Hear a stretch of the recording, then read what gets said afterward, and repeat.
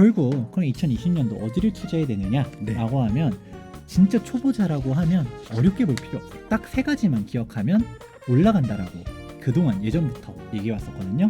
어디예요, 그게? 뭐냐? 네. 첫 번째, 일단 서울시기만 하면 돼요. 서울시. 야. 가능하면 투기 지역, 즉 중심지로 와라. 특이죠. 정부가 인정한 부동산 가격 상승 지역인 네. 투기 지역으로 와라. 네. 두 번째, 아파트를 사야 된다. 다세대, 빌라, 오피스텔, 오피스텔. 상가 네. 이런 거. 상가는 앞서서 얘기했었고 이제 다주택자 규제 억제 정책이 나오다 보니까 네. 이게 주택수에 따른 양극화가 똑같이 일어나고 있어요. 네. 그러니까 지방 지역별 양극화도 있지만 똑같은 서울이라 하더라도 지금 아파트가 미친 듯이 올랐었던 거지 빌라 가격이 미친 듯이 올라간 게 아니란 말이에요. 네. 빌라 가격은 계속 좀 그대로 있어요. 다른 사람들은 이렇게도 얘기해요. 빌라 가격 입지는 똑같은데 이렇게 싸니까 사야 된다라고도 얘기하지만 우리가 실제로 보는 게 근본적으로 왜 빌라가 계속 이 가격이었는가를 생각해 봐야 되는 거고요. 네. 마지막으로 25년 차 이내 같은 경우는 핵심만 얘기하면 재건축 초과이익 환수제 때문이에요. 재건축이 제가 봤을 때는 한 10년 정도는 답이 없다라고 보고 있어요. 네. 굳이 재건축 프리미엄이 붙어있는 아파트를 살 필요는 없다. 나중에 정권이 바뀌고 재건축에 대한 부분이 좀 완화가 되면 그때 들어가도 늦지 않다라고 보고 있습니다.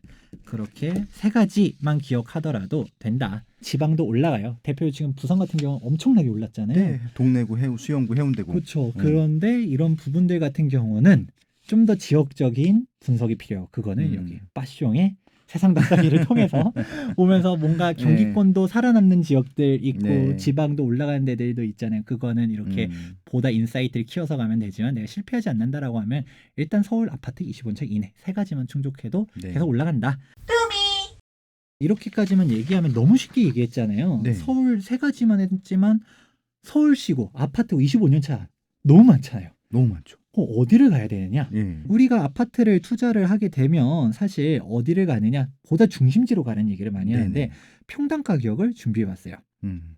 KB 시세 기준으로 해가지고 평당 가격을 했는데 강남, 서초 여기는 평당 5천이 넘어가게 되고요. 네. 그리고 송파가 4천, 용산은 사실 마용성 하지만 가격대가 오히려 송파급에 가깝게 움직이고 있거든요. 평당으로 얘기하면 사실 감이 잘 안 오잖아요. 네. 그래서 매매 가격으로 바꿔봤습니다. 이렇게 매매 가격 보면 서초 강남은 16억, 17억 이렇게 되고 있고 송파가 13억, 용산은 12억 4천, 성동, 마포 이렇게 봤을 때 성동이 10억 3천, 마포가 9억 9천 이런 식으로 와우, 되고 있는데 예. 여기서 보면 제가 색칠을 해놨잖아요.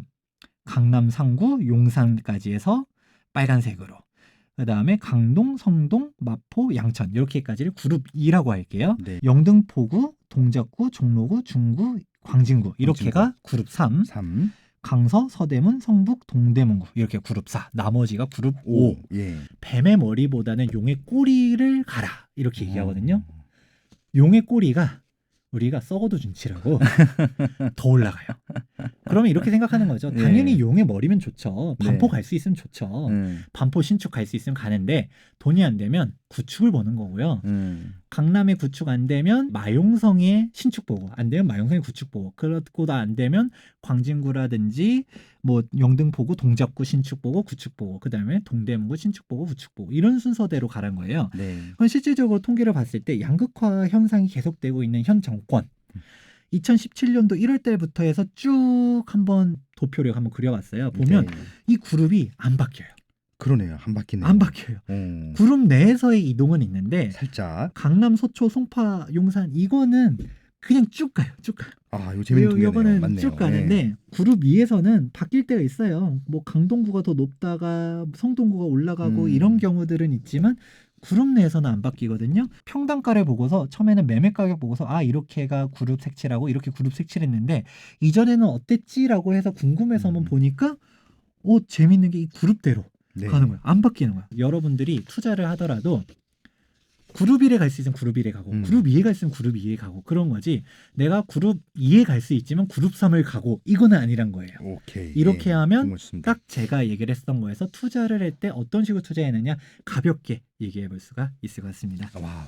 멋있다. 예, 멋집니다. 길게 얘기했었지만 핵심만 얘기하면 대체 투자처 부족 그리고 다주택자 규제 강화 때문에 이러한 현상이 나타나고 있다라고 정리를 해봤어요. 마지막으로 그러면 현 정권 집권하고서 얼마나 변해왔는지만 보면서 마무리해 보도록 할게요.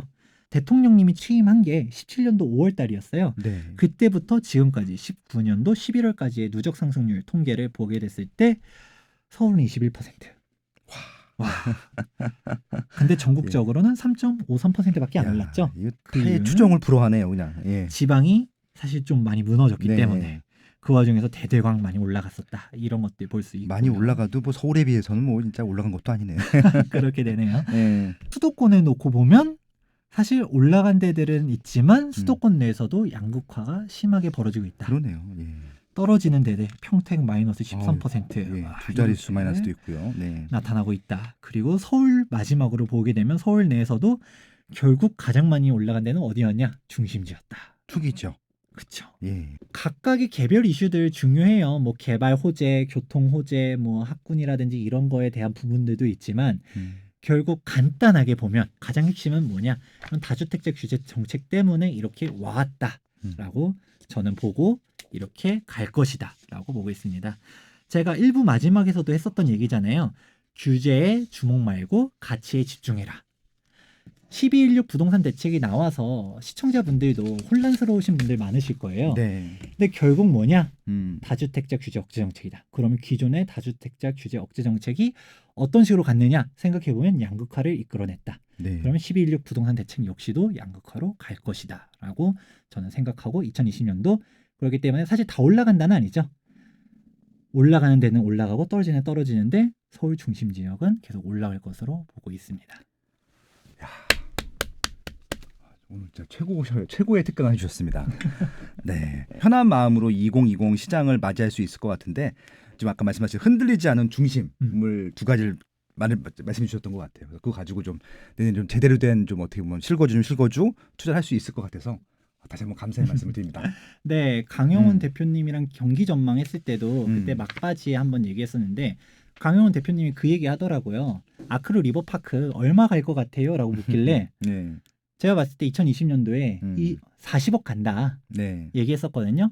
근데 그때 찍을 때만 해도 12.16 부동산 대책이 안 나왔었어요. 네. 그래서 사실 이게 대책이 안 나왔었으면 2020년도 초반에도 찍을 수 있었다라고 생각했는데 잠깐 주춤하더라도 결국 2020년도 내에 갈 거라고 보고요. 우리가 마용성 하잖아요. 네. 마포도 2020년도 내에 20억을 갈 거라고 보고 있습니다. 33평에. 이제 마용성도 20억 시대 온다.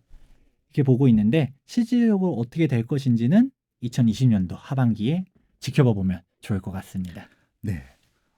너무 좋은 말씀 많이 해주셨고요. 이제 이분은 또 재개발 전문가라고 말씀하셨잖아요. 그래서 이제 원래 재개발 얘기까지도 더 나아갈 생각이었었는데 오늘 시간을 좀 부족해서 다음 기회에 다시 꼭 바로 모실 것 같고요. 아마 내년 초에 바로 모시도록 하겠습니다.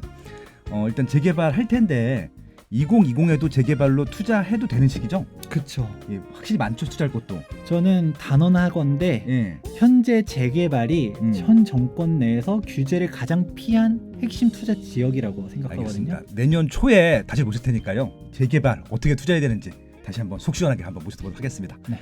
오늘 나와주셔서 너무 감사하고요. 새해 복 많이 받으세요. 네, 시청자분들도 새해 복 많이 받길 바랍니다. 네. 지금까지 부동산 주치 김재경 소장이었습니다. 네, 투미부동산 컨설팅 김재근 소장님이셨고요. 아무튼 건강하시고요. 내년 다시 뵙겠습니다. 고맙습니다.